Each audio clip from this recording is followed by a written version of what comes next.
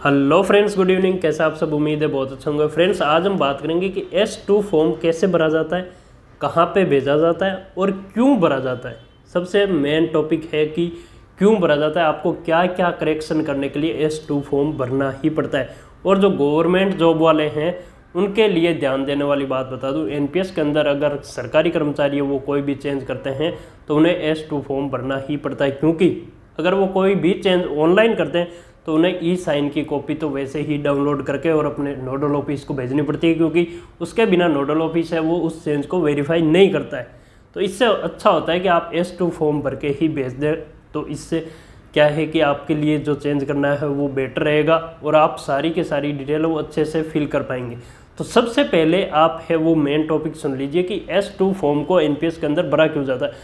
Y S2 form fill in NPS या how to fill S2 form in NPS। तो सबसे पहला जो टॉपिक है वो है कि आपको NPS के अंदर मास्टर डिटेल चेंज करनी होती है, जो कि ऑनलाइन नहीं होती है। तो आपको देख लीजिए कि आपको अपने नाम के अंदर आपने फॉर्म भरते टाइम कोई भी जो है वो डिटेल गलत दी है नाम के अंदर, जैसे सरनेम हो गया, मिडिल नेम हो गया या फर्स्ट नेम, किसी में भी कोई भी स्पेलिंग में प्रॉब्लम है तो आप अपना नाम करेक्शन S2 फॉर्म से कर सकते हैं।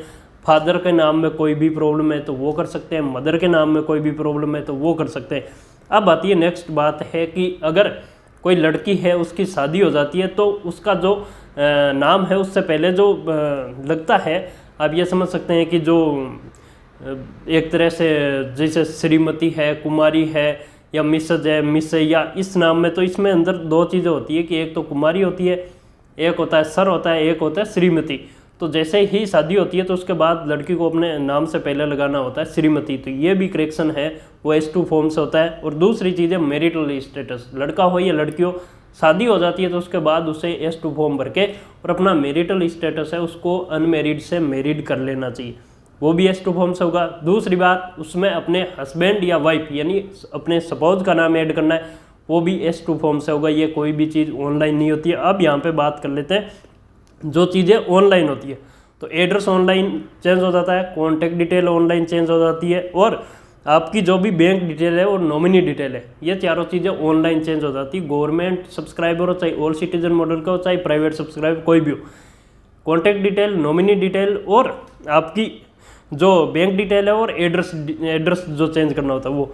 लेकिन सरकारी जॉब वालों के लिए सारी चीज़ें डिफिकल्ट होती है, इसलिए वो ऑनलाइन ना करके ऑफलाइन करें इन चीज़ों को। तो ये चारों चीज़ें भी आपकी NPS के अंदर S2 फॉर्म से ही करेक्शन होती है। और इसके अलावा अगर आपको अपना T पिन या I पिन चेंज करना है, इसके लिए भी S2 फॉर्म। अब एक चीज़ आपको बता देता हूँ, अगर आप अपना मोबाइल नंबर मतलब खो चुके हैं, ईमेल आईडी खो चुके हैं, वापस से चेंज करना है तो उसके लिए S2 फॉर्म भरा जाता है, क्योंकि वो ऑनलाइन नहीं होता। जब तक OTP नहीं आता तब तक आप ऑनलाइन किसी भी चीज़ को चेंज नहीं कर सकते हैं। तो आइए फ्रेंड्स, सबसे पहले आपको मैं बता देता हूँ कि S2 फॉर्म आपको कैसे डाउनलोड करना है, कैसे भरना है और कैसे भेजना है, कहाँ भेजना है। सबसे बड़ी जो बात है, क्योंकि आपका DDO या नोडल ऑफिस आपको मना करता है, आप जब पर्सनली उनसे विजिट करके पूछते हैं कि मुझे S2 फॉर्म भरना है या मुझे ये करेक्शन करना है, कैसे करें, तो वो बोलते हैं कि हमें नहीं पता है। तो इस चीज़ का सॉल्यूशन मैं भी वीडियो के अंदर बताने वाला हूँ। तो फ्रेंड्स, जैसा कि आप जानते हैं, मैं हूं सुरेंद्र सिंह और आप देख रहे हैं NPS के लिए बनाया गया channel make life easy in Hindi. तो चलिए वीडियो को शुरू करते हैं।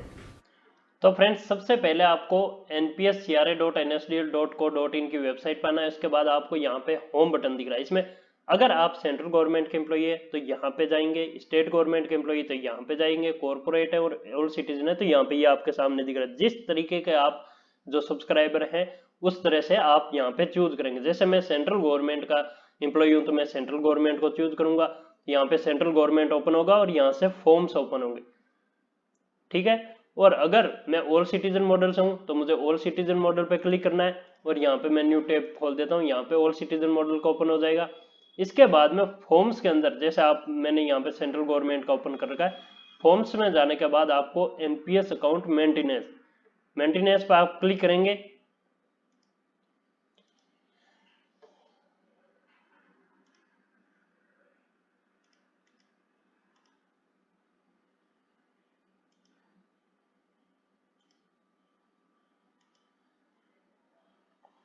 अब यहाँ पे NPS अकाउंट मेंटेनेंस के अंदर आपको सीधा सीधा सामने दिख रहा है form S2 subscriber detail change. ये आपको डाउनलोड करना है। आप चाहे सेंट्रल गवर्नमेंट के एम्प्लॉई है तो इसमें आएंगे, ऑल सिटीजन मॉडल का एम्प्लॉई तो यहाँ पे मैं न्यू ओपन कर देता हूँ। इसी तरीके से होगा सारा का सारा काम है वो। यहाँ पे चाहे ऑल सिटीजन मॉडल के हैं तो यहाँ से ओपन करके आप फॉर्म्स में जाएंगे और वहां से आपको S2 फॉर्म डाउनलोड करना है। कॉर्पोरेट है उसके अंदर भी वही है, स्टेट गवर्नमेंट है उसके अंदर भी वही है। अब मेरे पास फॉर्म डाउनलोड किया हुआ है वो आपको मैं दिखा देता हूँ। अब फ्रेंड्स ये मैंने फॉर्म डाउनलोड कर रखा है। ऑल सिटीजन मॉडल का, सेंट्रल गवर्नमेंट का, स्टेट गवर्नमेंट का लगभग सबका सेम ही होता है फॉर्म, एक दो डिटेल चेंज होती है, बाकी सब कुछ सेम होता है। अब यहाँ पे ऊपर आप देख सकते हैं ये नेशनल पेंशन स्कीम का। सबसे पहले हम बात कर लेते हैं, यहाँ पे ध्यान से पढ़ लेना, आपको इसमें करेक्शन नहीं करना है या जो ओवरराइट है वो नहीं करना है। तो यहाँ पे देख लेंगे कि जो चीजें, ये चीजें आपको नहीं पढ़नी पूरी पूरी, ऊपर वाला आपको कुछ नहीं पढ़ना है। नीचे आना, आपको क्या चेंज करना है, आपको अपनी मास्टर डिटेल में चेंज करना है, यहाँ क्लिक करना है। रेज वो पे आईपिन और टीपिन, इसके लिए यहाँ पे क्लिक करना है। और रिसीव ऑफ पैन कार्ड यहाँ पे टिक करना है। ये आपको जिस चीज का चाहिए उसके लिए, जो भी डिटेल चेंज करनी है उसके लिए आपको यहाँ पे टिक करना है अपने करेक्शन, चेंज और correction of in subscriber master detail. उसके बाद आपको यहाँ पे प्रान नंबर डालना है आपको अपना, या आपको ऊपर कॉलम दिख रहा है। इसके बाद में आपको जो भी चेंज करना है, जैसे मैंने आपको बताया कोई लड़की उसकी शादी हो जाती है तो शादी से पहले यहाँ पे कुमारी पे टिक रहता है, शादी होने के बाद श्रीमती पे क्लिक हो जाएगा, यहाँ आपको क्लिक कर देना है। यहाँ पे आपको नाम में जो भी करेक्शन करना है वो कर सकते हैं। मिडिल नेम, आपका मेडन नेम है उसके अंदर करेक्शन करना है, फादर नेम है उसमें करेक्शन करना है, मदर नेम में करना है, जेंडर में कोई भी करेक्शन है, मैरिटल स्टेटस है उसके अंदर कोई भी करेक्शन है। इसके बाद आप यहाँ पे अपना पैन कार्ड का डिटेल डालेंगे, पैन कार्ड का नंबर डालेंगे। अब यहाँ पे मैरिड हो गए, आपकी शादी हो गई, तो यहाँ पे आप मैरिड करने के बाद यहाँ स्पाउस का नेम डालेंगे पूरा पूरा ऐसी है। और जो रिटायरमेंट एडवाइजरी कोड है ये गवर्नमेंट सब्सक्राइबर्स और एनपीएस लाइट के लिए अप्लाई नहीं है, मतलब अप्लीकेबल नहीं है। गवर्नमेंट सब्सक्राइबर है तो उनके लिए जरूरी नहीं है। ऑल सिटीजन मॉडल वाले हैं तो वो डाल सकते हैं यहाँ पे, मतलब आधार कार्ड का नंबर डाल सकते हैं केवाईसी नंबर के अंदर। और यहाँ पे जो बाकी की डिटेल है, anyone document need to provide along with identifying number. अब इसके अंदर आपको अपना जो भी आप अपना डॉक्यूमेंट नंबर है वो डालना चाहते हैं तो यहाँ पे देख लीजिए, आप जो आपके पास डॉक्यूमेंट है उसकी डिटेल यहाँ पे डाल सकते हैं और आधार कार्ड की डिटेल यहाँ पे डाल सकते हैं। और प्रूफ ऑफ एड्रेस, अगर आप एड्रेस वगैरह चेंज कर रहे हैं, लेकिन आपको एक चीज ध्यान देनी है कि आपको फॉर्म पूरा फिलअप करना है, इसलिए मैं आपको सारी चीजें बता रहा हूँ। अगर आपने पहले करेक्शन नहीं करना तब भी फॉर्म पूरा फिल करें ताकि आपको वो सारी डिटेल दोबारा से अपडेट हो सके।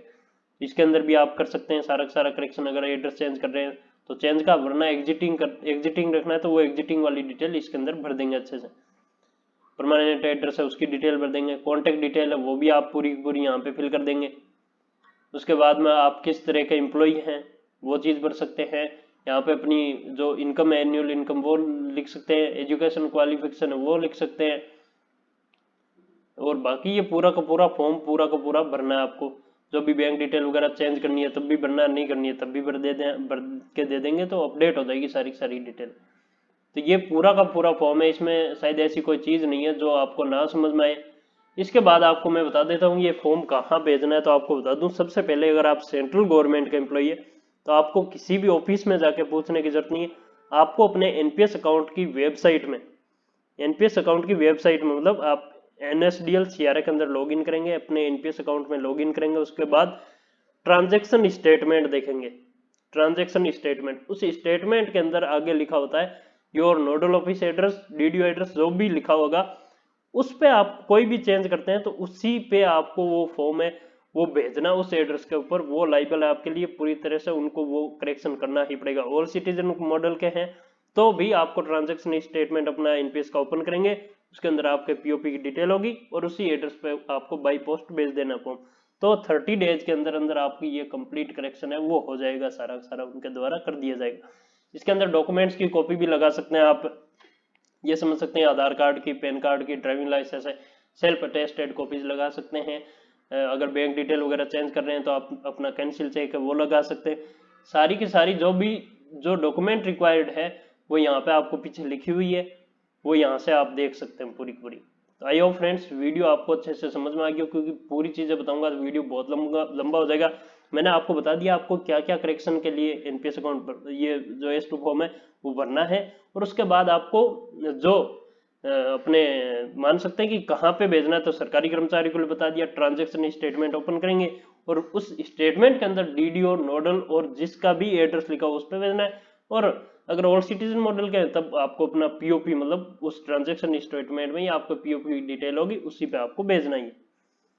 तो आई होप फ्रेंड्स वीडियो आपको अच्छे से समझ में आ गया। धन्यवाद। इस एड्रेस के ऊपर नहीं भेजना आपको, ये और ध्यान रखना है, ये आपके लिए लाइबल नहीं है, इस एड्रेस पे नहीं भेजना है।